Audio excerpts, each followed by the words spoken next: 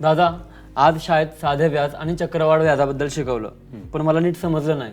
तू सोप्या भाषेत समजावून सांगशील का? नक्कीच ऋषी, ही खूप महत्वाची संकल्पना आहे.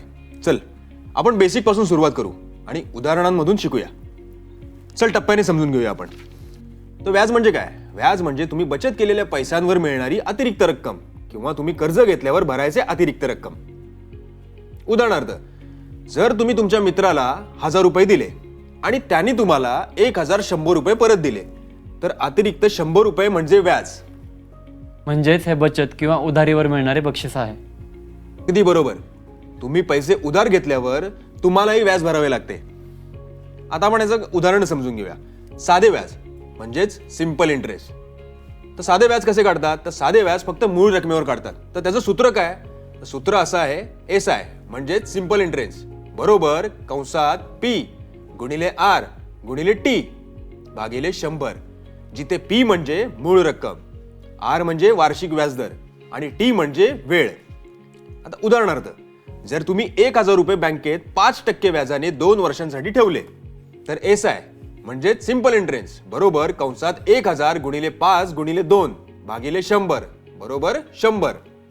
तुम्हाला 100 रुपये व्याज मिळेल आणि एकूण रक्कम होईल 1100 रुपये. तर याचा प्रत्यक्ष उपयोग काय? तर साधे व्याज बँक बचत खाते किंवा आपत्कालीन कर्जासाठी वापरले जाते. म्हणजे व्याज दरवर्षी समान असतो, बरोबर? हो, हे स्थिर आणि अंदाज लावता येण्याजोगे असते. आता आपण पाहूया चक्रवाढ व्याज म्हणजेच कंपाऊंड इंटरेस्ट. चक्रवाढ व्याज कसे काढतात? चक्रवाढ व्याज जलद वाढते कारण व्याज मूळ रकमेत जोडले जाते आणि पुढील वर्षांच्या व्याजाची गणना या नव्या रकमेवर होते. आता याचे सूत्र काय? कंपाऊंड इंटरेस्ट म्हणजे CI बरोबर P गुणिले कंसात 1 अधिक R भागिले 100 raised to the power T वजा P. उदाहरणार्थ, जर तुम्ही 1000 रुपये 5% व्याजदराने 2 वर्षांसाठी ठेवलेत, तर पहिल्या वर्षाला 1000 गुणिले कंसात 5 भागिले 100 बरोबर 50 रुपये, म्हणजेच नवीन मूळ रक्कम 1050 रुपये होईल. दुसरे वर्ष 1050 गुणिले कंसात 5 भागिले 100 बरोबर 52.50, म्हणजे एकूण रक्कम 1102.50 होईल. तुम्हाला 102.50 रुपये मिळतील, जे साध्या व्याजाच्या 100 रुपयापेक्षा जास्त आहे. आता याचे प्रत्यक्ष उपयोग पाहूयात. चक्रवाढ व्याज फिक्स डिपॉझिट्स, गुंतवणूक आणि दीर्घकालीन कर्जांमध्ये वापरले जाते. वा, चक्रवाढ व्याज जास्त मिळतं कारण ते स्वतःवरच वाढतं. अगदी बरोबर. त्यामुळे दीर्घकालीन बचतीसाठी हे खूप प्रभावी आहे. आता आपण पाहूया साधे व्याज आणि चक्रवाढ व्याज यातील महत्वाचे फरक. तर साधे व्याज म्हणजे काय? तर मूळ रकमेवरच गणना होते, ती हळूहळू वाढते. आणि चक्रवाढ व्याज मूळ रक्कम अधिक आधीच्या व्याजावर गणना होते आणि ती जलद वाढते. याबद्दलची आपण मजेशीर माहिती बघूया. नियम क्रमांक 72.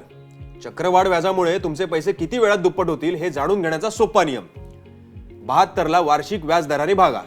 उदाहरणार्थ, 6% व्याजदराने तुमचे पैसे 12 वर्षात दुप्पट होतील. कंसात 72 भागिले 6 बरोबर 12. हे तर खूप छान आहे. पैसे कसे वाढतात हे समजण्याचा शॉर्टकट आहे. एकदम बरोबर. थँक्यू दादा. आता मला साधे व्याज आणि चक्रवाढ व्याज यामधील फरक आणि त्याचा उपयोग समजला. खूप छान ऋषी.